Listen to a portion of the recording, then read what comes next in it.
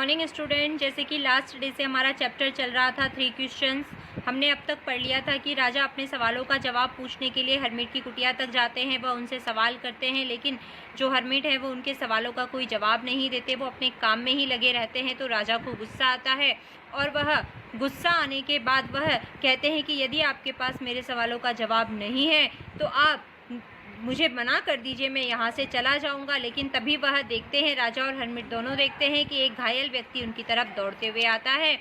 तो राजा के द्वारा उनकी बहुत ज़्यादा देखभाल की जाती है, मरम्मत की जाती जो है उनकी देखभाल की जाती है, उनकी सेवा की जाती है। और तब तक वह उनकी सेवा करते रहते हैं, उनको रिड्रेस्ट करते रहते हैं, जब मरहम पट्टी करते रहते हैं, जब तक कि उस व्यक्ति का खून बहना बंद नहीं हो गया था। यहाँ तक हम पढ़ चुके थे, इसके आगे का हम आज पढ़ेंगे।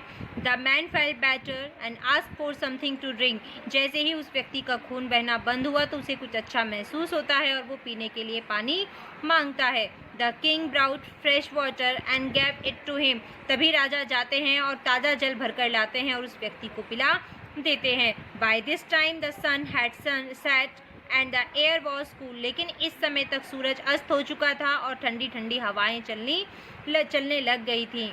The king with the hermit's help carried the wounded man into the hut and laid him on the bed. राजा जो है वह उन हर्मिट की मदद से, उन तपस्वी की मदद से उस घायल व्यक्ति को झोपड़ी के अंदर ले जाते हैं और ले जाकर बेड पर लेटा देते हैं।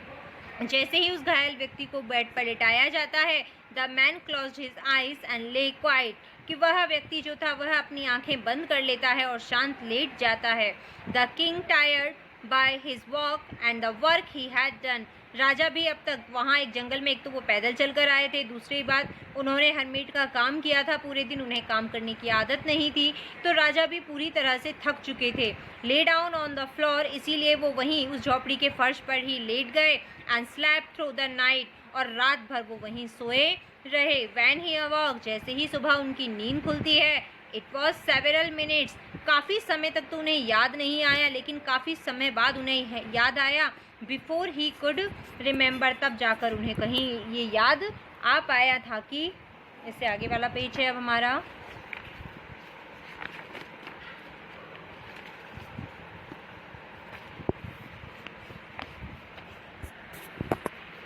तो देखिए बच्चों, इसके बाद where he was and who is strange beard man lying on the bed was.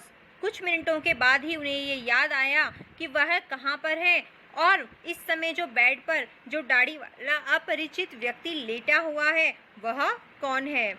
जैसे ही वह जागते हैं और उस व्यक्ति की तरफ देखते हैं, तभी वह दाढ़ी वाला व्यक्ति कहता है, फॉरगिव मी, मुझे माफ़ कर दीजिए, मुझे माफ़ कर दीजिए। Said the bearded man in a week voice. बहुत ही कमज़ोर आवाज़ में, बहुत ही कमज़ोरी फील करते हुए वो दाढ़ी वाला व्यक्ति जो है वह धीमे स्वर में वह उनसे कहता है। When he saw that the king was awake, कि वह यह बात तब कहते हैं जब वो अच्छी तरह से देख लेते हैं कि राजा अब नींद से जाग चुके हैं। तभी वह उनसे माफ़ी मांगते हैं।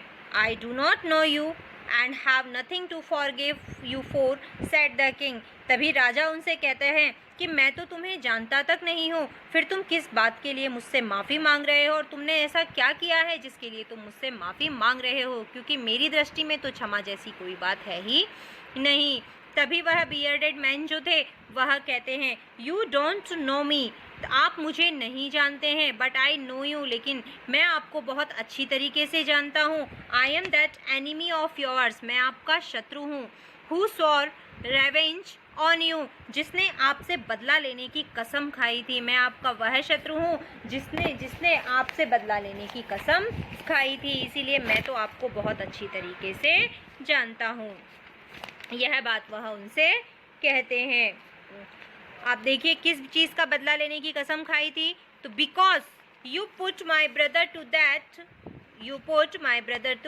That and seized my property. मैं आपसे इस बात का बदला लेना चाहता था कि आपने जो है मेरे ब्रदर को मौत की सज़ा सुनाई थी और मेरी सारी प्रॉपर्टी को हथिया लिया था। मेरी सारी प्रॉपर्टी जो थी वह आपने अपने नाम कर ली थी। I knew you had gone alone to see that hermit, मैंने आपको अकेले यहाँ तपस्वी की कुटिया में आते हुए देखा था।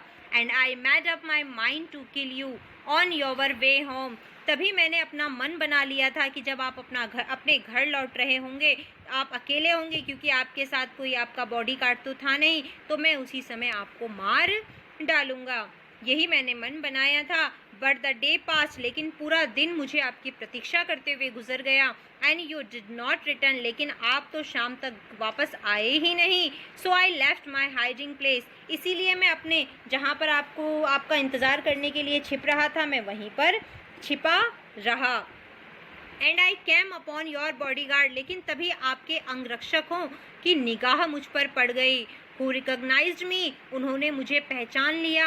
एंड वाउंडेड मी, और उन्होंने ही मुझ पर हमला किया था जिसके कारण मैं घायल हुआ था, उन्होंने मुझे घायल कर दिया। आई स्केप्ड फ्रॉम हिम, मैं उन लोगों से बचकर ही भाग रहा था। But I should have died if you had not dressed my wound, लेकिन और मैं मारा भी जाता यदि आपके द्वारा मेरी इस प्रकार से मरहम पट्टी नहीं की जाती, मेरी सही समय पर देखभाल नहीं की जाती, तो मैं मारा जाता, मैं आज मर चुका होता। I wish to kill you, मैं तो आपको मारना चाहता था। And you have saved my life, लेकिन आपने ही मेरी ज़िंदगी को बचा लिया। अगर आपने मेरी मरहम पट्टी नहीं की होती तो मैं तो कब का मर चुका होता। मैं तो यहाँ आपको मारने आया था, लेकिन आपने ही मेरे जीवन को बचा लिया है।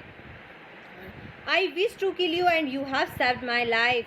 नाउ इफ आई लिव, लेकिन अब अगर मैं जीवित रहा, I will serve you as your most faithful servant and will order my son to do the same forgive me. लेकिन मैं आज, हे राजन, मैं आपसे वादा करता हूँ कि यदि आज मैं जिंदा रहा तो मैं आपका एक बहुत ही वफादार सैनिक बनकर हमेशा रहूँगा। मैं आपकी सेवा करूँगा और मैं अपने पुत्रों को भी हमेशा आपकी सेवा करने का ऐसा ही आदेश दूंगा। मैंने जो किया उसके लिए मैं बहुत ज़्यादा शर्मिंदा हूँ। आप मुझे इस चीज़ के लिए, मेरी इस गलती के लिए माफ़ कर दीजिए। तो अब यहाँ देखिए, वह जो बियर्डेड जो पर्सन थे, दाढ़ी वाले, वह उनके शत्रु थे, उन्हें मारने आए थे, लेकिन राजा ने जब उनकी सेवा की तो वह उनका मन बदल गया और वह उनसे माफ़ी मांगते हैं। The king was very happy to have made peace with his enemy so easily and have won him over as a friend. राजा ने जब ये बात सुनी तो वो बहुत ज़्यादा खुश थे कि उन्होंने कितने आसानी से, शांतिपूर्वक तरीके से अपने शत्रु को भी अपना मित्र बना लिया था, और कैसे आज उसका मन जीतकर उन्हें अपना मित्र बना लिया था। He not only forgave him but said he would send his servant and his own doctor to look after him and he promised to give back the man his property. राजा खुशी नहीं होते और उन्हें माफ़ी नहीं करते, बल्कि यह भी कहते हैं कि मैं स्वयं अपने सैनिकों को ये आदेश दूंगा कि मेरा अपना जो डॉक्टर है वही तुम्हारी देखभाल करेगा, और उसके बाद तुम्हें जो तुम्हारी जितनी भी प्रॉपर्टी है वह तुम्हारी प्रॉपर्टी भी तुम्हें लौटा दी जाएगी। देखिए, राजा ने खुश होकर उनका इलाज भी अपने डॉक्टर से करवाने के लिए वादा किया और उनकी प्रॉपर्टी भी लौटा देने का वादा किया। Leaving the wounded man, the king went out of the hut and looked around for the hermit.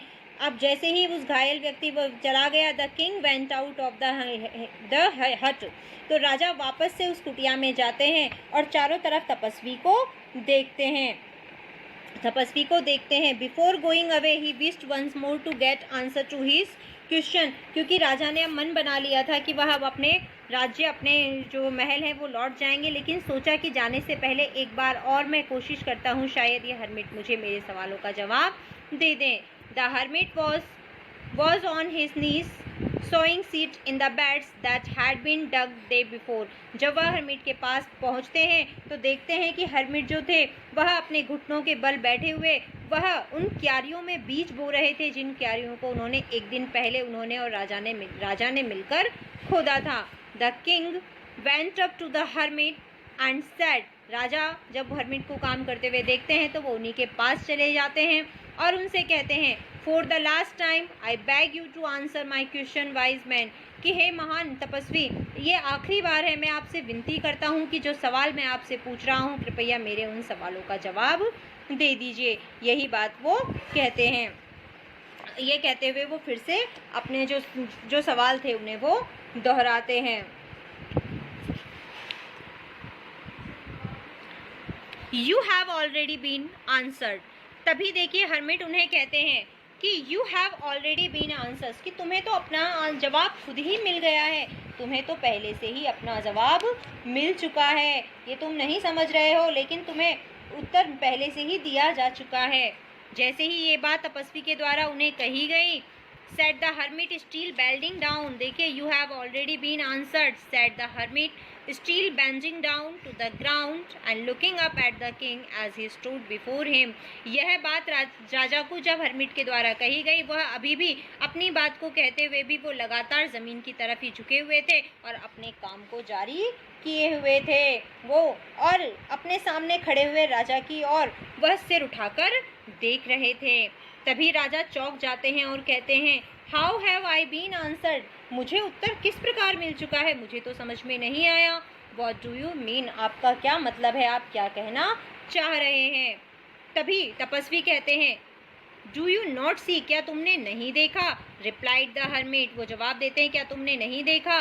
If you had not pitied my weakness yesterday and had not dug these beds for me you would have gone away, कि देखो मैं समझाता हूँ तुम्हें कि यदि कल तुम्हें मेरी कमज़ोरी पर दया नहीं आई होती और तुम मेरी मदद करने के लिए उन क्यारियों को खुदवाने के लिए यदि मेरे पास नहीं रुके होते और मुझे छोड़कर चले जाते, then that man would have attacked you, तब ये दाढ़ी वाला व्यक्ति तुम पर प्रहार कर देता, and you would have wished you had stayed with me, तो कितना अच्छा हुआ कि तुमने मेरी मदद की और तुमने मेरी क्यारियाँ खोदी और तुम पर हमला होने से बच गया। इसीलिए सबसे महत्वपूर्ण समय वही था जब तुम उन क्यारियों को खोद रहे थे।